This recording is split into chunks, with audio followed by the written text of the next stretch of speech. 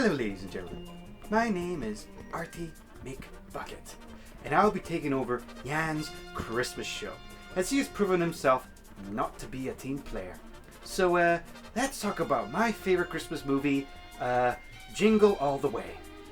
Jingle All the Way stars Arnold Schwarzenegger. He is known for many things like bodybuilding and other films. He plays an average dad who just wants to make his family proud. It's very heartwarming and it's just really nice and Christmassy. It just emanates joy, you know. And Marty, you excuse me, are a dead man walking. Okay, you have pissed me off for the last time.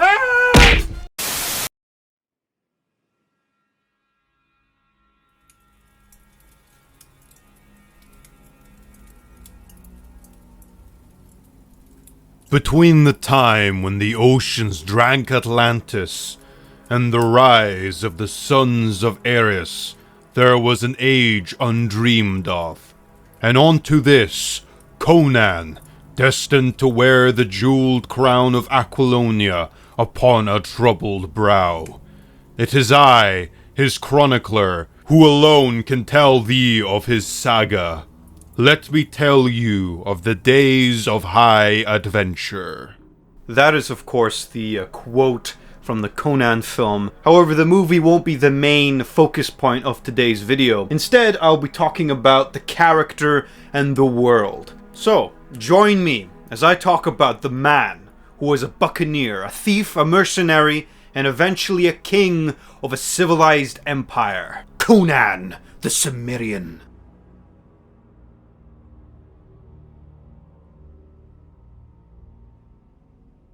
He is what men should inspire to be. He's strong of body and will. He despises civilized society and doesn't give a rat's ass how high-ranking you are in it.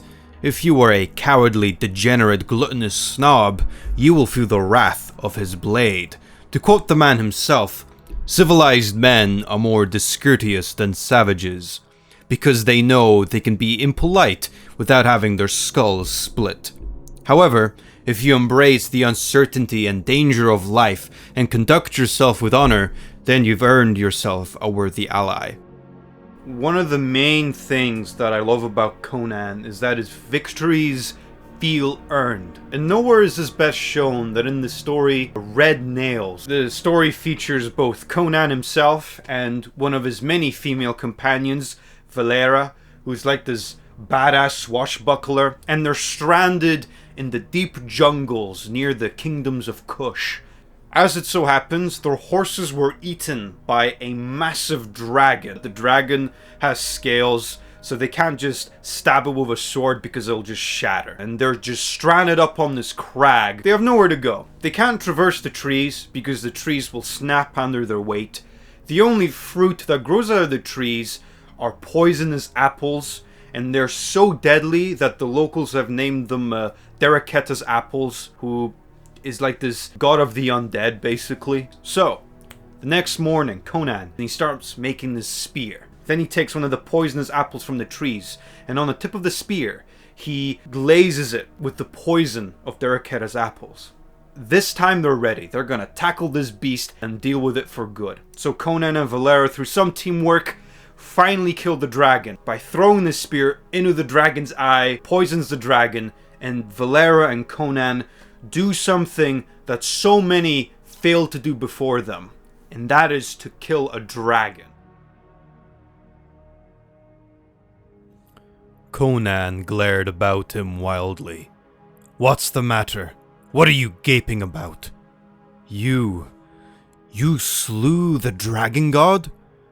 God? I killed a dragon. Why not? It tried to gobble us up.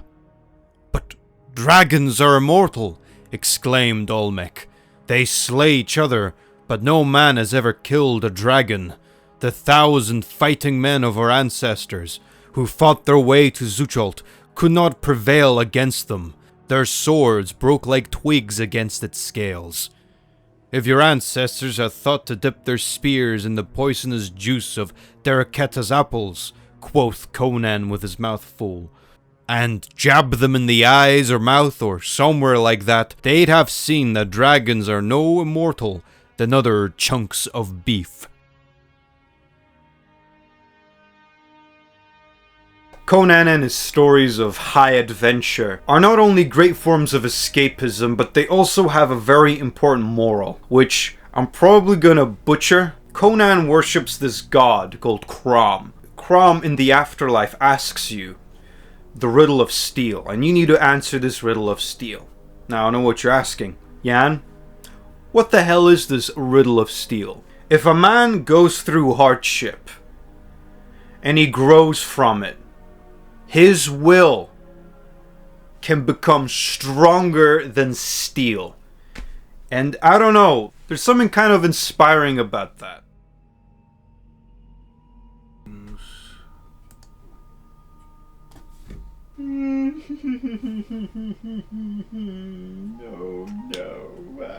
Oh God. God. Artie, why are you crying? It's because you hit me. I just wanted to do the Christmas show and you just hit me. Why did you hit I mean, Artie, you know, you put me in the hole, right, for a couple of months. Then you threatened me throughout October because I wanted to do a different idea. And you tried to hijack my Christmas show. Artie, I am a bit peeved off. Well, you know, Artie, Christmas is a time for forgiving. And even though you are a rat bastard scumbag, like, don't get me wrong, you are a horrible, manipulative person, and I don't know why I still work with you, but I want to show you that I forgive you. So how about we watch your favorite Christmas film? What do you think, Artie? You mean